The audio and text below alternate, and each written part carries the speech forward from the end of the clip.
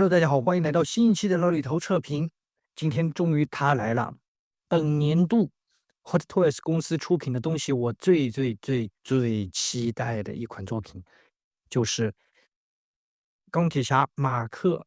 42 2.0啊，它实际上跟 1.0也没什么关系了，完全的一个新规的一个作品。然后它是一个豪华特别版，它一共有4个版本吧，应该是普通版、豪华版，然后是特别版，然后豪华特别版吧，我没记错的话是。然后这一个呢是4个版本里面最高规格的，就所有的东西都有的。这边会有一个豪华特别版的一个标志，正面反应堆、产品编号、钢铁侠3的标志都有。重量方面挺沉，而且这一款出货也是比较凌乱啊，大家也都知道，我就不多说了。我们今天直接来开箱。OK， 首先咱们来打开这个外的包装，因为之前小程序上是第一批好像补款出货，然后我看了很多我群里的兄弟中奖率还是有点高啊，这一款，所以到底怎么样？让我看看我的运气。哎，咱们来倒数，这还是挺难拿的啊，很想倒。来了，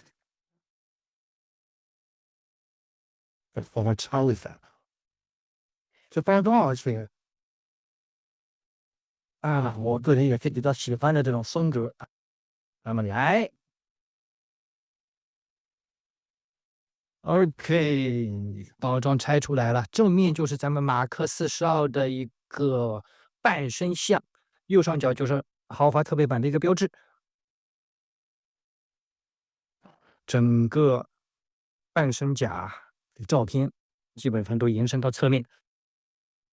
背部隐约可以看到反应堆，然后厂家跟注意事项。同样的传统是从侧面侧拉出来的一个包装。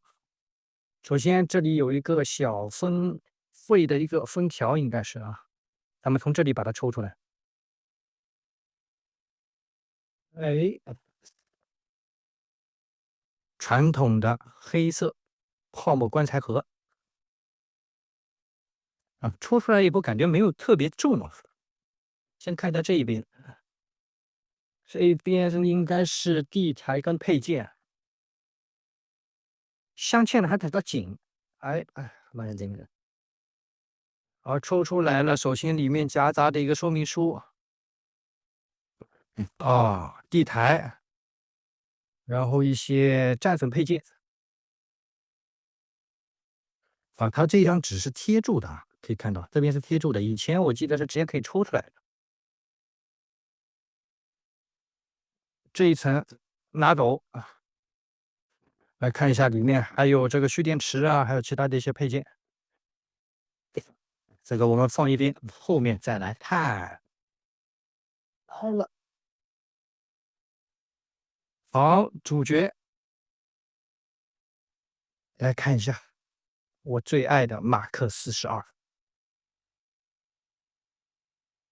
慢慢抽，慢慢抽手型掉出来了，手型掉出来无所谓。哎，抽出来了以后，这里一个配件啊掉出来了，然后一个手型，可以看到啊，豪华特别版的一个空头盔，然后就是本次的主体啊，然后托尼的真人头、脖套啊，还有一些手型跟替换件，整体的包装就是这个样子。我个人打开来的一瞬间还是不错。现在就来体验一下它的主体，感觉究竟怎么样？OK，咱们的主体呢就已经拿出来了啊，因为我没有买过1.0的版本，所以没办法去做一个对比啊。但是我看过网上的一些测评跟对比图啊，颜色方面呢肯定是比1.0的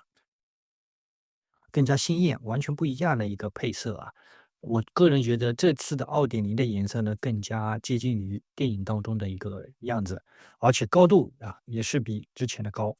螃蟹手的话依然是有啊，就算你去折一下手臂的话，也没办法调节啊，这个是没有办法的。然后我们来看一下它整个的这个重量啊，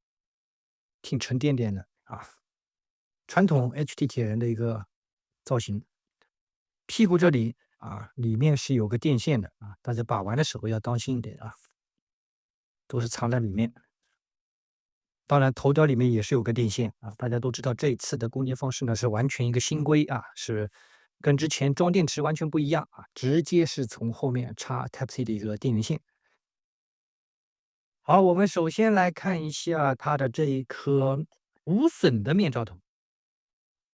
它也是有一些污渍涂装啊，没有任何的毛病。脖头是可以啊，按照官方来说呢是可以拆开，但是呢不建议去那么做啊，因为里面呢是有个电线啊，你万一分离的时候力量用的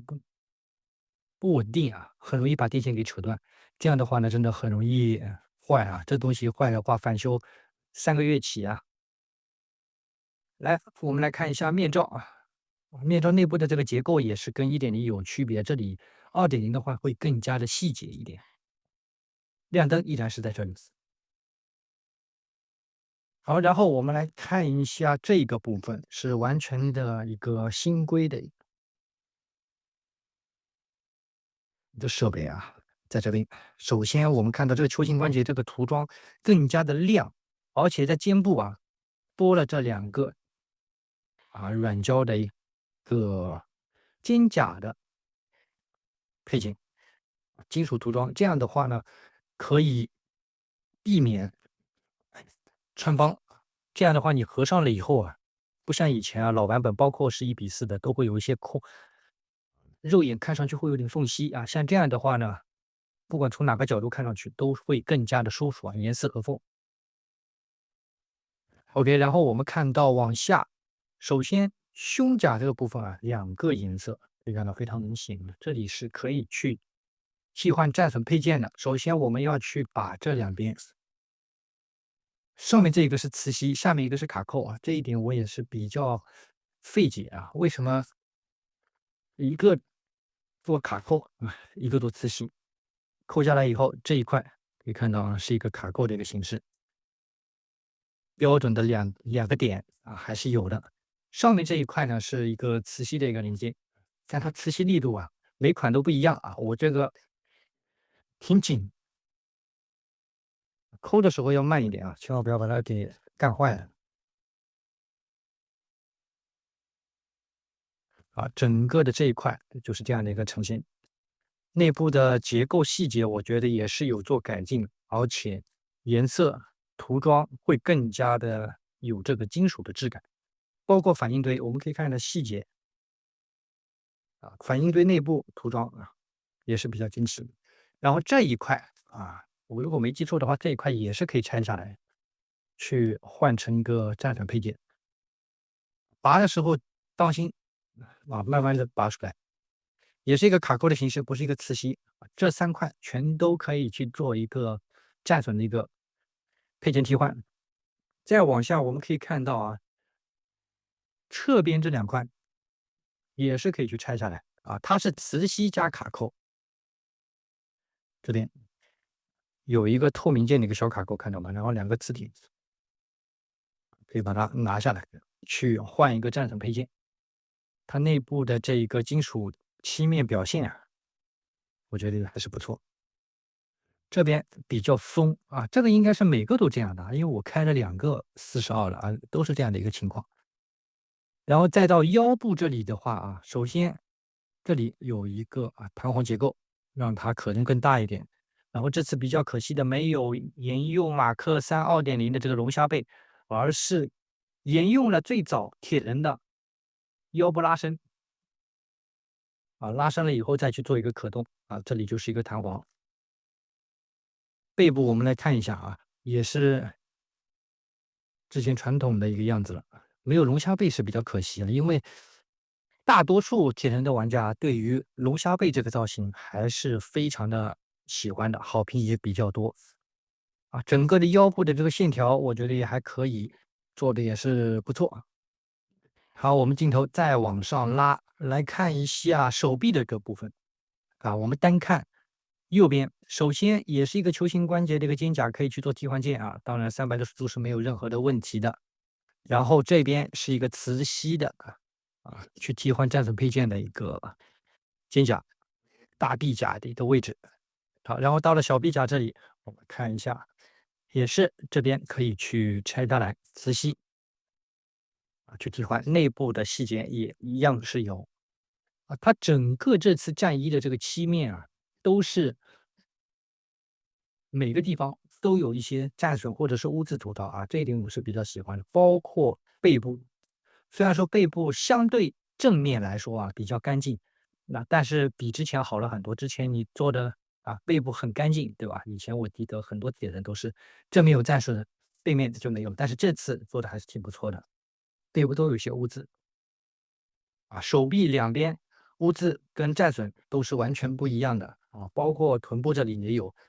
可惜的是腰部背面还是比较的有一些干净，我觉得稍微再来一点污渍的话，会看上去更加的舒服因为是一体反而正面的话，它的污渍会比较多一点。好，手型这里也是出厂的一个握拳手，手背甲也是有污渍涂装，左右手都不大一样。好，接下来我们来看一下背部。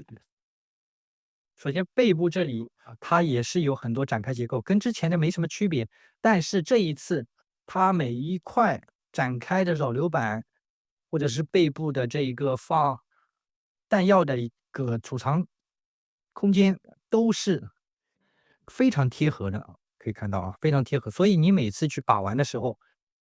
展开一定要当心千万不要去剐蹭到其他的一个位置，然后先把肩甲给调整一下，然后咱们再慢慢的去给它开。不然的话真的很容易坏因为这一次马克42它这个怎么说呢，中奖率我现在看下来还是挺高的像咱们群里面也有很多兄弟中奖了，比较可惜或者是这些展开结构有损坏的，特别是腿部的这个关节然后我们慢慢来掰的时候一定要小心，最好我建议如果是有指甲的话，那比较好一点，因为不要往上硬掰，慢慢的左右给它抠开首先这两片我们来看一下内部，也有细节处理的，没有问题。然后背部这里干的时候当心，这两小片也是可以展开的从这里掰的时候当心，如果你这里直接掰不开的话，你从侧面两只手一起用力，慢慢的给它挑出来，因为这些都是塑料件真的很容易坏。如果掰不开的话，你慢慢调节，不要硬掰这两片就起来了。底部喷射口可以看一下，也是有一些金属涂装然后顶部这里我记得也是可以去打开的这样。按照顺序来说的话，应该是从上往下慢慢的开不然的话你可以看到这里就会剐蹭到，稍微有一点点的一个调节空间。背部6片全部打开，然后中间这里是一个，我们从这里掰，它这个可以看到很容易剐蹭到，然后你掰开的时候，先把这两片调整一下，展开，然后再去这样铺，背部展开结构就全部展开了。首先这些所有的扰流板都是比较薄的，而且开模呢，像尖口这里都是比较锐的，把玩的时候要当心，还是很帅背部全部展开了以后，咱们正面看，确实不错。来，然后还原的时候，咱们先还原这两片，慢慢的给它按进去，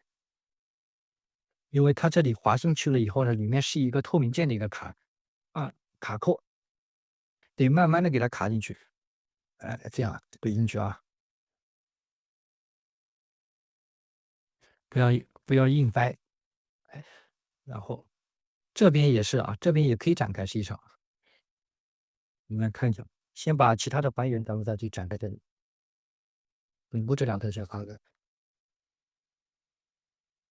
可以看到这里展开了以后，里面就是一个插 Type C 供电口的一个地方，啊，只能到这样的一个幅度啊，幅度不能再大了，因为它这里有脖子的一个干涉。把这2片先抠进去，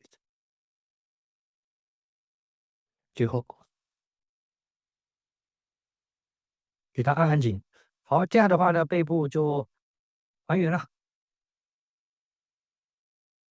OK，然后上半身咱们再来看看有什么其他的一个地方啊。首先我们来看一下上半身的这一段可动，然后我们再来详细讲一下它的下半身。好，我们先把前方的这些配件给它还原了啊，不然看上去影响感官，对吧？安装起来还是非常方便的，拆的话呢，还是需要一些巧劲。但是如果你们经常去给它啊拆了拔的话，会比较松硬啊。除非这2个磁吸的，我觉得都用磁吸的实际上也可以。像这一块装的时候啊，可以看到，如果你这块已经装进去了，你这样直接吸附不上去，知道吧？要从这里，先从这里2个塞进去，然后再从这里吸附啊，这样就可以了。OK，然后我们来看一下上半身的可动，再来介绍下半身。首先头部可动，抬头幅度没问题，低头啊幅度不是特别大，脖子稍微可以调整一点点啊，360度实际上是没有什么问题的。但是呢，个人不大建议去这么做啊，不能360度，说错了，只能到这样的一个位置，这是极限了。左右侧头也是有一点的，往旁边差不多到这样的一个位置，这已经是极限了。把玩的时候当心脖子不要蹭到啊，所以个人建议啊，不要去做很大幅度的一个动作。然后手臂这一次有一个外拉结构，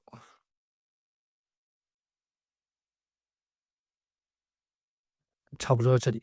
啊，好像没有拉伸了这一次啊，我刚拉了一下，没有什么拉伸的机构，差不多要这样啊。然后每次去动手臂的时候，大家一定要小心啊，不要去蹭到后面的这个导流板、背甲的这些地方啊，很容易蹭漆。好，然后手臂，因为现在没有办法拉伸啊，差不多幅度抬手的话，在这样的一个位置比较安全。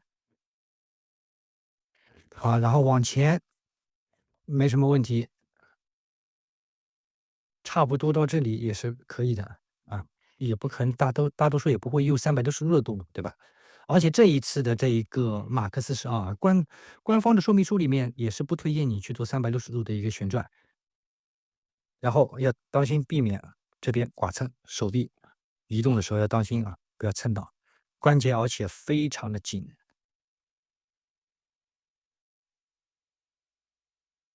特别是背后这一块，每次去动手臂很容易剐蹭到，这要当心。手肘部分差不多到这样的一个位置的，没有问题。大臂也有一定的旋转空间啊，差不多这样一个角度。再大的话有点干涉了，手臂也有往上抬的一个空间，因为它可以替换手臂啊，这次的。OK，然后我们来看一下腰部的这一个可动。首先你去拉伸了以后，拉伸这个关节，往前，差不多到这样的一个位置，往后几乎是没有啊，往后几乎是没有的，左右幅度有一点点不大，旋转差不多到这样。我现在做的这个操作都是比较保守的，再给它按回去。然后到了下方，咱们来看一下。首先到了这边前裙甲跟侧裙甲的时候啊，它都是有个展开结构啊，都是跟以前的铁人传统的一样啊。展开了以后可以看到腿部的一些涂装细节啊，也是没有什么问题的。屁股这里是有个弹簧。做砸地姿势的话，这一次会比较困难一点啊，因为它大面积的电线，所以尽量不要往那个地方去掰。然后腿部官方说是有下拉关节的，但是我个人啊，不是特别推荐。如果你非必要的话，不要往下拉，因为我看到挺多往下拉了以后腿断了，或者是出现了一些小问题的一个事件吧。所以个人还是不推荐往下拉，就差不多这个样子得了。前期我们来看一下，差不多这样的一个位置，在没有往下拉的情况下，后期也是有角度的，没有什么问题。好，然后屈膝可以到这样的一个位置这真的是非常不错关节而且非常脆，很舒服。侧踢，我们来看一下，能到这样的一个位置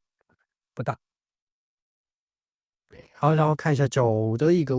可动。首先，这2片都是可以去展开，展开了以后，实际上往前的话这脚还是没有办法的。它这里有个干涉，除非你这样拿下来的话，也没用。前脚掌有一点点的小可动，但幅度很小，可以看到往后也是幅度不大，左右是有一点点关节，而且特别紧，所以说对于接地性跟摆一些普通的造型，就算没有支架也是没有什么问题的。大腿一样有个旋转的一个幅度，但是非常紧，旋转的时候当心不要蹭到漆面。好，再往这里折向。OK，然后我们就要来详细的看一下它的腿部的一些地方了，特别是我最喜欢的一个爆炸结构。首先我们看一下腿部的这个漆面污渍涂装我觉得会更多。整体左右腿，包括大腿内侧包括背部、小腿这里战神都是有，还是可以的。好，然后咱们把镜头往下来看一下它下半身的这个爆炸结构。首先我们来看一下这2块，来从这里可以看到这里有个缝隙每一款反正都不一样最好你有指甲，慢慢的给它上下上下上下拧出来，往前推。这边也有个内部细节，这边也是一样，有可能你的会比较紧，这个每款好像都不一样，有的这个甲还比较松，掰不了的时候稍微往侧一点，从这里慢慢的往上推，这样会比较好。然后依次来看一下侧边，侧边这里也是从这里最好有指甲这样给它缝隙，慢慢的，你感觉好像不行，拉不开了，个人建议大家慢慢的去转，从这里抠，抠出来了以后，对吧？就没问题了，因为很多兄弟都用力过大然后直接把它给掰断了也有。好，然后到了这一块咱们就展示一只腿这样的话呢，方便节约点时间，好吧？我把这个先还原。好，然后来看一下背部这一块，也是从这里抠慢慢的、慢慢的，别用力，好，给它拽出来。可以调节自己想要的角度，然后里面的这个金属漆面可以看到在灯光下还是挺亮堂的，非常舒服然后到了这一片，这一片的话相对来说还比较难它贴合度比较高。然后我发现这里就是不小心拉断的兄弟也是非常多，因为你首先要当心漆面会剐蹭到，对吧？而且它确实贴的非常紧，我看看像我有这个指甲的都不好抠，很紧。稍微有一点点缝隙了以后，看到吧？指甲进去了以后，再往下位移，给它撬一下，好，撬出来了。再用刚刚的那个方法，一点点。如果你有尖嘴钳的话，也可以直接用尖嘴钳。小的尖嘴钳很细，也可以，这样给它慢慢掰出来。又是一片，对吧？大腿内侧好像是没有甲的，如果没记错的话。好，现在上面的4片已经出来了，然后到下方。首先这里小腿也是慢慢往下抠，看我的操作反正这是我个人的习惯，因为以防万一它会断这种东西都很脆。一片这一片是我之前就掰过了，所以比较松。2片，然后内侧也是掰开，这边也是掰开，顶部也有拉开。小腿这里好像就没有了啊，就只有这样了。我们可以看到这一只就完全已经展开了，一共1、2、3、4、5、6、7、8、9，应该没错啊，应该是这样9片。内侧有没有啊？我来看一下啊，因为我没有看说明书啊，也没有很详细的看其他 UP 主的测评啊，反正就这样啊，内侧应该是没有了，一共就这样一些地方，完美下车，还是非常好看的啊。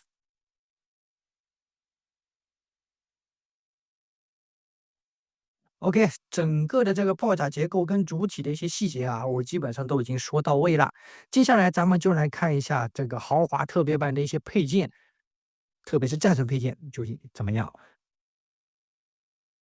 OK，首先我们来看一下它的说明书啊，这一个马克思是2.0必须得看说明书，各位。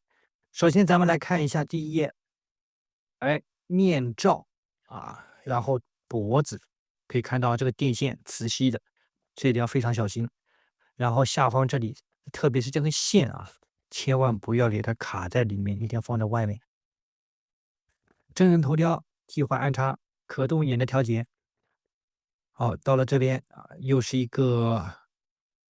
这应该是豪华版的才有的一个头吧，普通版应该是没有的一个展开结构的一个头盔啊，然后面罩的一个安插方式，下方就是一个可动。好，接下来咱们来看一下金甲360度可以旋转啊，然后腰部2段式的一个拉伸，咔咔2段，但是往前倾确实幅度不是特别的大，左右也是一般。注意事项就是这几个角千万不要剐蹭到。然后到了这边腿部的一个可动，我们可以看到这里确实有一个下拉关节啊，但是呢，我个人还是不大推荐大家去这么做啊，比较危险。腿部可动，脚底这里是可以去有个拉伸结构的，这个我没有拉动，不知道为啥啊。刚刚我说主体的时候应该也没有说到，拉伸了以后应该活动空间可以大一点。我们来看一下，哇、太紧了，太紧了啊！我就不操作了，反正我也不需要摆非常大的一个 pose 了。好，然后到了背部，可以看到啊，扰流板的一个打开，腿甲1、2、3、4片，到了这边1、2、3、4、5片小腿甲，包括上这2片啊，这2片就是7片小腿下面。好，然后到了这里背甲的一个开关啊，还有供电的一个方式，下方地台啊，地台也是有这个可动的，它这一个是一个限定版才有的一个地台啊。好，再到这里供电方式，注意事项，下面的这个地台的软管不能去拆卸啊。然后看一下武器配件搭载啊，首先肩炮啊，把这里展开安插进去，这个应该是跟之前1:4的马克思12也是一样。然后可以看到背部闪光弹的一个储存方式也是跟之前的一样。手臂、小臂这里的一个武器替换啊，弹头也是分离的，需要去拆出来。好，然后小臂甲的一个替换键，左右要分清，它上面都会有写。最后蓄电池啊，一个握持的一个方式，然后2根电线很长。这2根电线呢，这一次是没有线头了啊，就直接2根软管插进去。我记得1:4的那一个是有2个蓄电池的一个接口吧，应该是。好，最后来看一下战神替换键的一个方式，面部、肩部、手臂啊，然后到了胸部啊，然后另外一个战损配件，它一共有2种啊，真受得了啊，东西真多啊！又是一个重度战损替换，你也可以自由搭配，看你喜欢。最后手臂替换，哎，大家记得啊，按照它的这个步骤来，千万不要弄坏了。然后手臂也是有个注意事项，里面的软管不要给它拿出来。最后注意事项没了。OK，然后我们现在就来看一下它的配件啊。首先，当然大家最关心的就是这一颗托尼的头。咱们来出近距离看一下这个头呢，大家觉得，有的兄弟觉得还行啊，但是呢，还是不是特别像，没有到达那种神似。但是这一次的这个战损涂装，我个人认为是我至今为止啊，把玩到 HOTTOYS 出品的托尼钢铁侠战损涂装最好的一个。真的，这一次战损涂装非常好，我们可以看到它整个的一些汉字，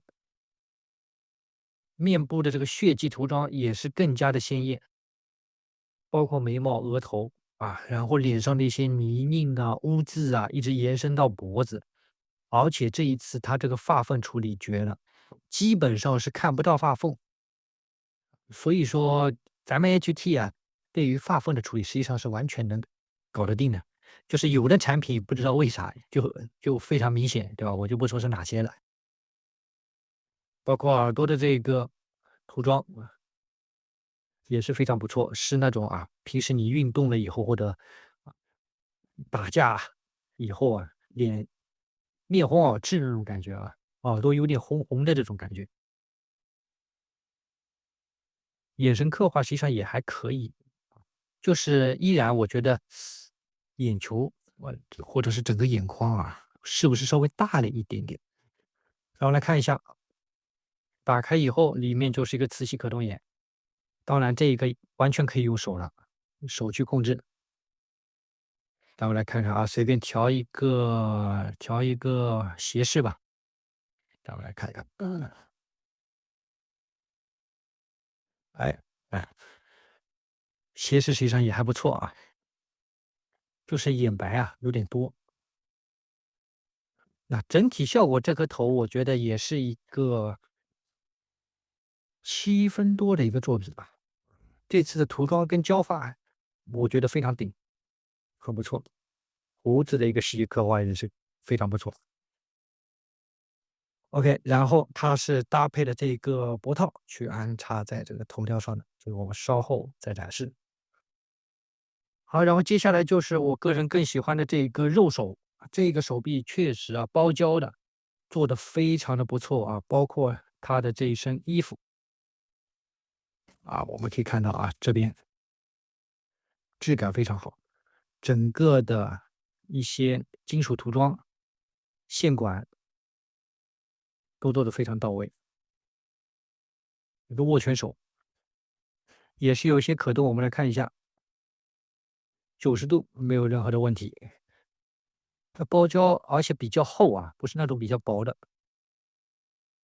非常舒服，可以完全折平啊。就是每次折的时候，当心这些管线啊，千万不要弄坏了。而且刚刚咱们主体上有一点没有去说到的啊，就是这一块地方，就是你去拿有一块我记得是去替换哪里啊？后面有一个配件啊，就拆下来的时候也能看到里面的一个战衣的细节啊，这个我忘了在哪里了，我们稍后再研究一下。插口是在这边啊，就给它替换，我们稍后再展示。好，然后就是蓄电池一个，这是贴纸是贴上去的啊，不像1:4要自己去贴。啊，然后就是这一个特别版的一个头盔，空头盔，它能展开，内部细节涂装没有任何的问题，挺不错的啊。顶部这里是不能动的，千万不要去掰啊，掰断了这可不好搞啊。也能透光，因为下方是个透明的一个支架，磁吸的，没有其他的一个可动。这小配件也还可以。好，然后我们来看一下手型。首先肉手的话，它只给到了2个，一个是展开的一个造型手，这肉手我感觉还挺年轻啊，把托尼的手刻画的挺年轻的，没什么纹理啊，很嫩。然后这边是一个握持的一个手型。好，到了42铠甲的一个手型的话呢，首先当然都会给到的一个全可动手。接下来一个发炮手。然后就是咱们主体手上的一个握拳手啊，手心给的就是这些基础的，反正也都够用，对吧？好，接下来咱们来看一下替换件。首先，肩部的这个肩炮，这一个好像跟之前的1:4的也没有什么很大的区别，涂装啊，跟1.0的应该也差不多，1.0应该没有那么亮，可能但是挺不错的。然后小臂这里的一个替换件，弹药分离，咱们自己去装上去。卡上就可以了，它也有一定的活动空间，就是比较硬啊，也是一个磁吸的，一共给了左右2个。要卡的紧一点呢，就是把底部的这个卡槽跟它对应上去，给它卡上，这样的话会比较牢固一点。没有问题。好，接下来另外2个武器配件就是闪光弹，一个是展开发射的一个状态，另外一个就是放在背部存储的一个状态，也是有一些物质涂装。好，接下来呢，咱们就是另外一个重头戏的战损配件。首先分为2套，咱们先来看第一套。首先一个战损的一个面罩，内部的一个细节也都有啊，咱们可以先看一下样子，下一段我们就把替换件慢慢装上去给大家看。好，然后金甲一对，哇，这战损细节可以看到里面啊，涂的非常不错这一次。好，然后胸甲里面的这个金属蚀刻片的这个涂装也是有，这里也是胸甲的下半段，这些划痕做的确实不错。好，然后接下来小臂甲2片，这个腐蚀了以后的一个灼烧痕迹，这个我觉得比之前的就算是1:4啊，也都做得更加好，而且这次的战损涂装不肉。大臂甲2片，可以。好，接下来就是另外一套重度战损，但是重度战损没有给到那么多的配件啊。首先，胸甲这里第一块，这个金属蚀刻片是真的是用金属做的啊，不是一个塑料涂装，非常舒服。然后依次到了顶部这里，又是一片重度战损，然后再到这里下方这一片，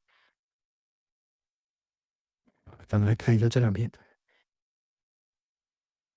这是我个人觉得至今为止看到现在HT 我个人把玩到现在让我觉得最舒服的一套战损的一个涂装配件。好，然后到了这个侧腰可惜侧腰就只给了1个没有给到左右2对，这一点比较可惜我觉得也可以再给1对吧，再给1个，平均一下。好，然后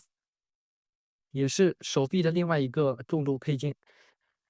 这个应该是一个卡扣的，我们可以看到这里有个卡槽，是卡上去就这么多。然后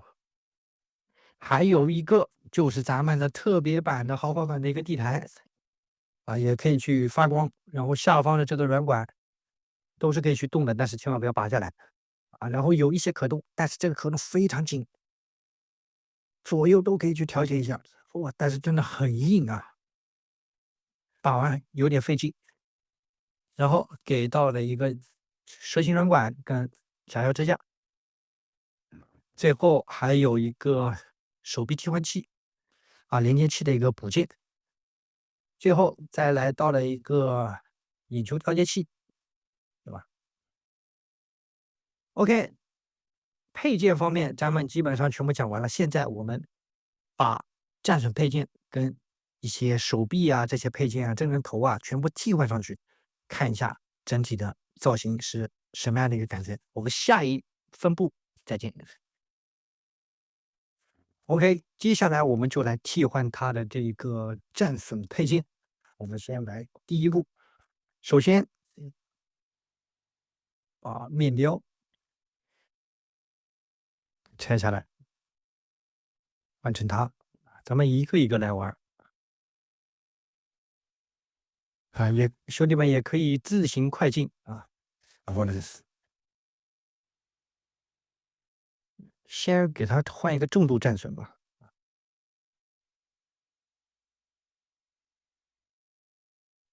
这3片全拿下来，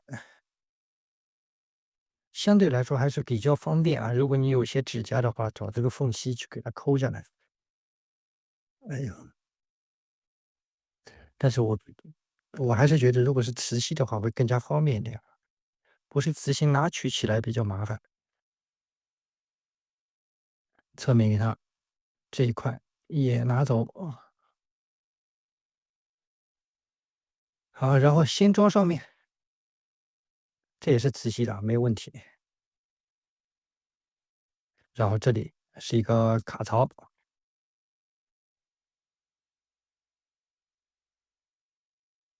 然后下方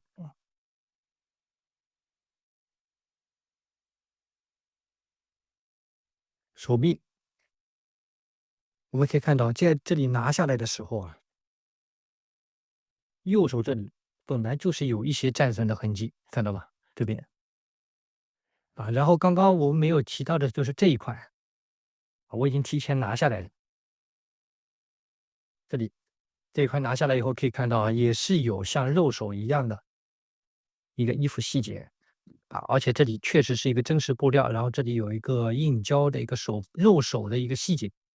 都在这边上面。我们可以先不装它然后这边首先把腹部给吸上去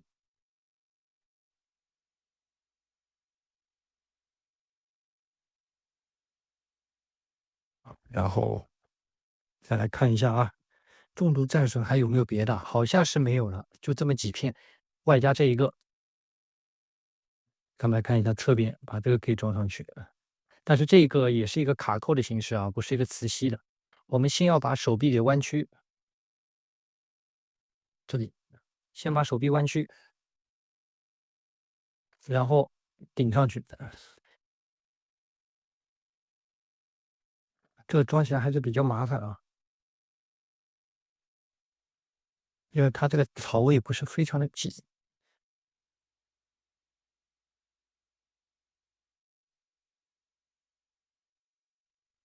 差不多是这样的一个效果。我没有直接抠进去，它这里有个圆柱的一个顶部顶在这里。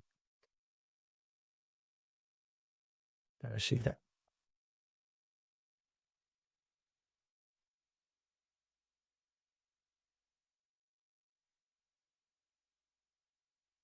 插起来真麻烦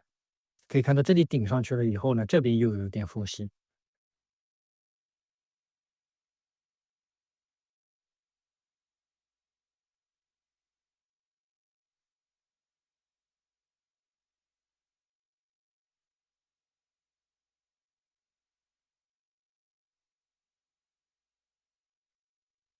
再往这里2块直接拿走好，这样就是第一套的一个战损的一个样子。我们把灯点亮，来看一下腰部都是有的，有一个灯效腿部我们可以看到下包现在我开的灯的一个关系所以不是特别的明显，但还是挺亮的。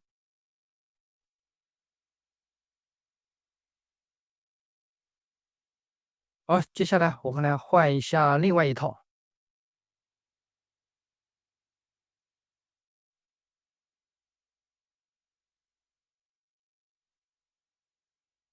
这个铁人马克42该怎么说呢？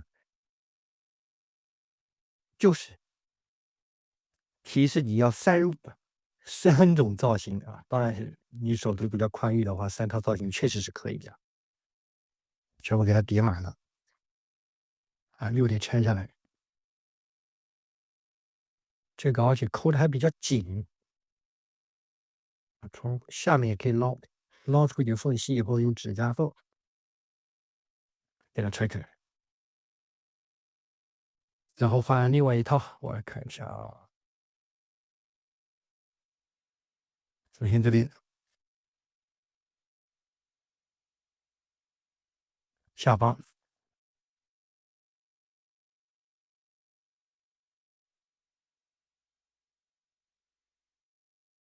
左右不要反啊，这种磁吸就非常舒服了啊，比之前多好多了，也是左右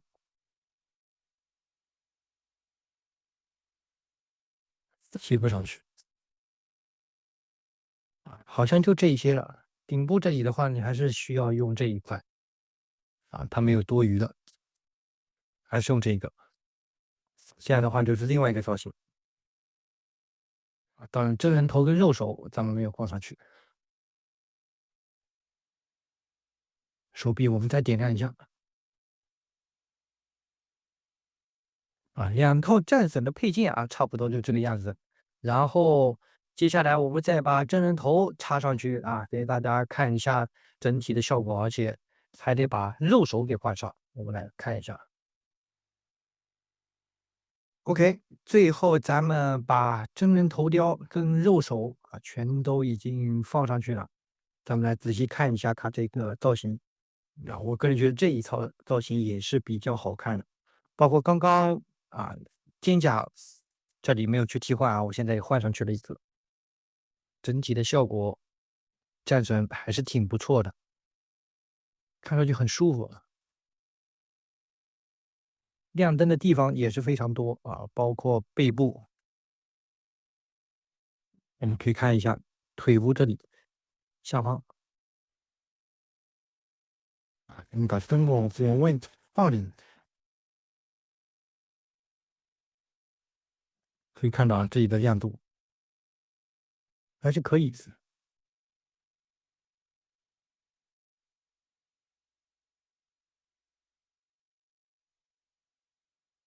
整体的效果，我个人觉得还是挺满意的。从打完到整体的这个可玩度啊，都是非常可以，在我心中还是啊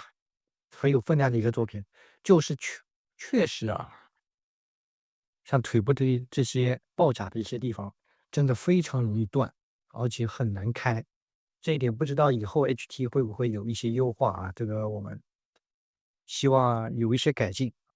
因为很多兄弟真的这个东西太容易断。OK，本期老李头视频的话呢，差不多到这里结束了。如果喜欢老李头视频的话呢，还不忘在视频的最后来个一键3连的支持，你们支持是我做视频的动力。OK，本期咱们马克42 2.0豪华特别版的开箱把玩就到这里结束啦，我们下期节目再见，